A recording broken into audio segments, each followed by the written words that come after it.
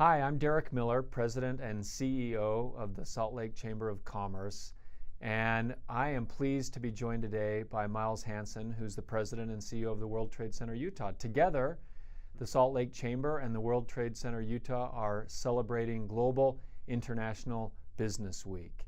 And as part of that celebration, we're here to have a conversation about what's happening in Utah, what connects Utah to the world, how our international business is doing, and the role that Utah plays in the world. It may surprise you to find out about all the different connections that Utah has all around the globe, interesting and important things that are happening here in Utah. So Miles, thanks for joining us Great today. to be here. Thank you, Derek. You know, maybe the first thing that we ought to do as we get started is to give an opportunity to those watching this video cast to know a little bit about you. You're in your position at the World Trade Center Utah for just under a year, moved from Washington, D.C., but give us the intro. Yeah, no, absolutely. It's crazy. It's already been almost a year since I've been in the job. It's been a lot of fun here at World Trade Center Utah, an organization that you know very well. So I grew up in Utah, just out in the Mill Creek area, went to BYU. After that, I spent some time in several different countries as a student and working before joining the State Department. With the State Department, I served overseas in Dubai, working on Iran, Armenia, working on Iran, and then in Saudi Arabia, working on energy issues with assignments in Washington, D.C. as well. You never went anywhere cold. They No, only exactly. sent you to hot places. That's right. Only the Middle East, only where it's hot. I served a mission for the Church of Jesus Christ in Russia. So that was enough cold for me. You were plenty of cold Yep, for that's a right. lifetime. After that, get rid of the cold, send me to the desert. Up until about a year ago, I was working in Washington, D.C.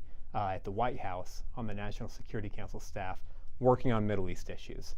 And it was there when, very, very fortunate to come back and follow in your very big footsteps, or you fill your very big shoes at World Trade Center Utah.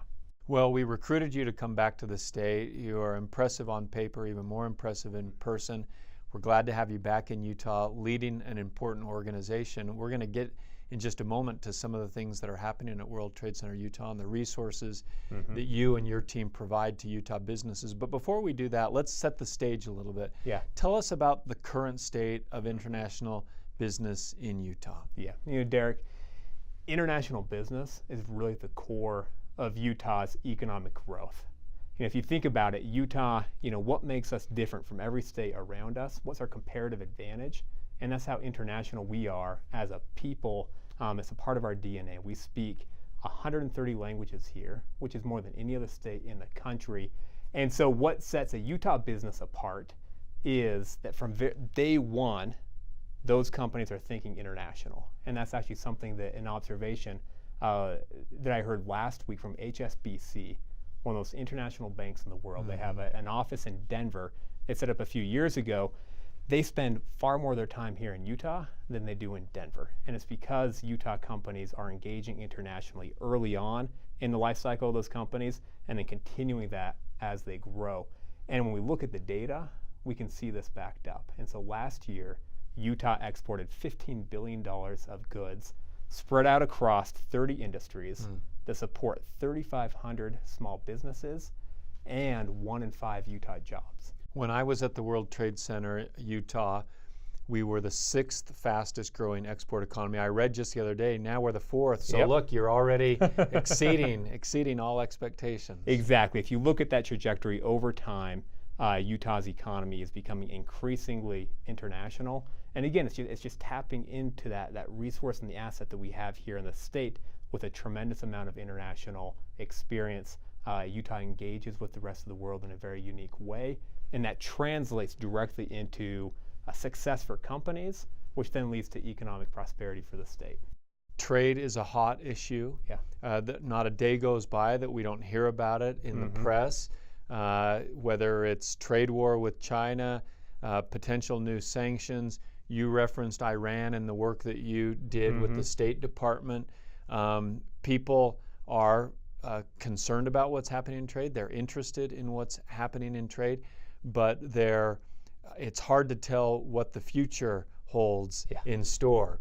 I would say, I want to hear your expert opinion. I would say that the history of the world is written on trade, and that's not going to change anytime too soon. But we do have ebbs and flows and geopolitics that come into the situation.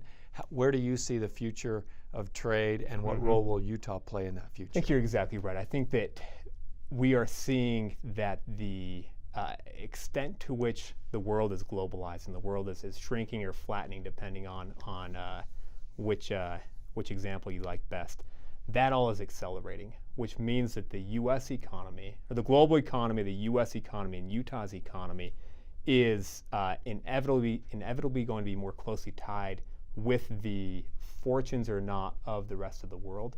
What that means is we have to get our trade policy right.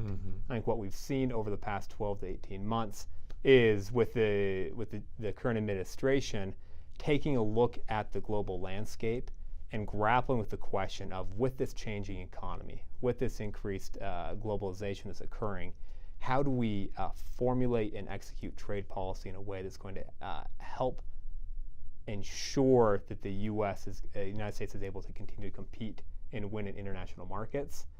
The concern that I have is primarily with the approach.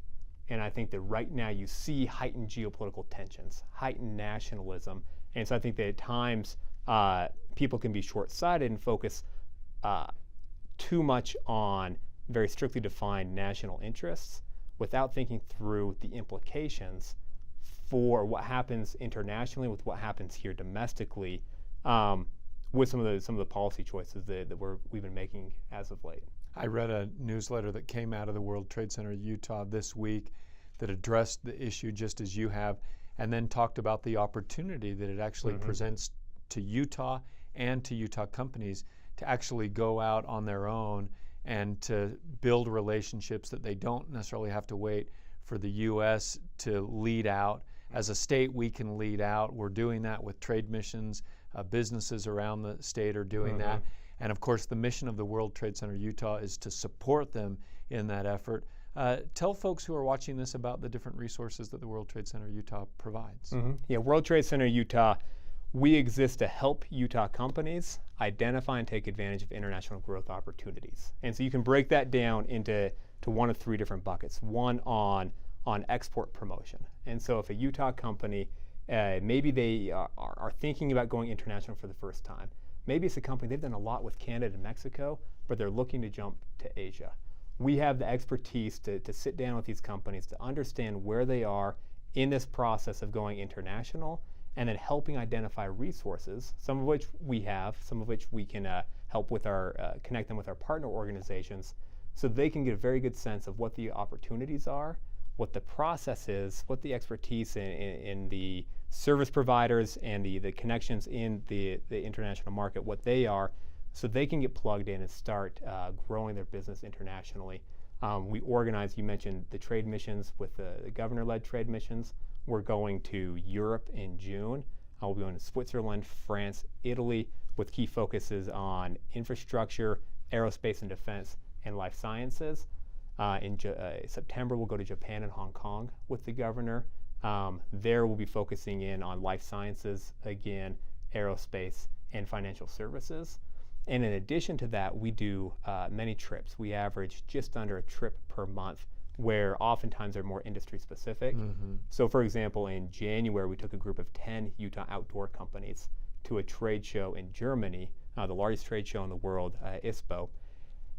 During that week that they were there, a month later, the companies reported back to us that they had $5.1 million in new trade opportunities as a result of going to that trade show. And so when we are able to take these small and growing businesses, bring them together to create Team Utah, if you will, and take that team internationally, we can help these companies have far more success than if they go out one by one on their own.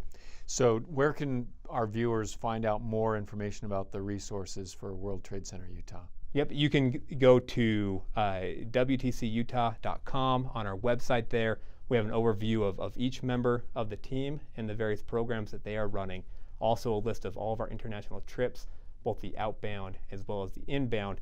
And there you can sign up for to get on our distribution list. And so every event that we do, every training, every trip, you can get that in your inbox.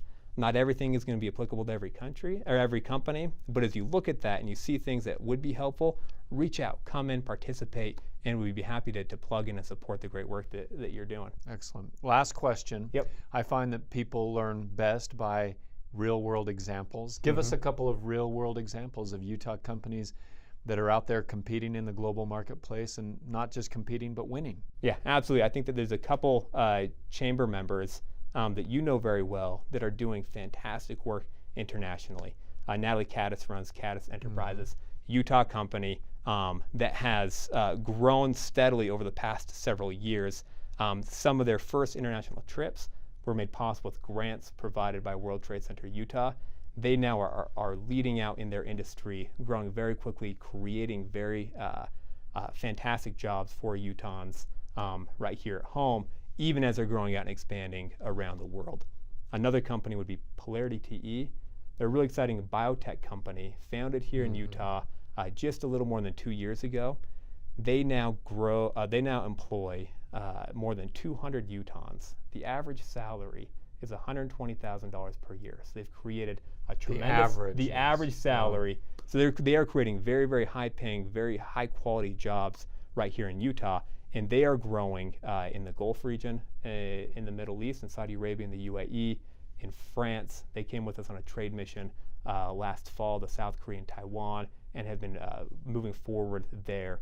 And so again, it's exciting to see in less than a little more than 2 years this exciting biotech company going out, creating tremendous jobs here in Utah, even as they go out around the world and find tremendous success. Two great companies, two great examples, and you're right, two great chamber members. That's right. One of many. I found that one of the tremendous things about the job that I had, that you now have, is to be able to go out, get behind those doors, get into offices, get into warehouses, get all around the state and find these companies that are just doing remarkable things, and made in Utah, going out to the world. Yeah, and I'll tell you that the one thing that's been frustrating for me since I started the job is when we go out and we have a tremendous event or a training, or we do this fantastic international trip, or we bring in an inbound delegation, and then a week later, I meet a company that would have been perfect for the thing that we just did the week before. And so I appreciate the opportunity to come on here with you, and my hope is that the viewers will really go to the website, see what we're working on, and they will reach out to us. Yeah. I view our mission as going out and identifying those companies that will benefit the most from what we're doing, and then bringing them in, and then we exist to plug in and support the great work that they're doing. And it's a lot of fun doing it, and we're having a lot of success. Excellent. Miles, thanks for joining us today. Thanks, Derek. I appreciate it. Good to be with you. Yep, you as well.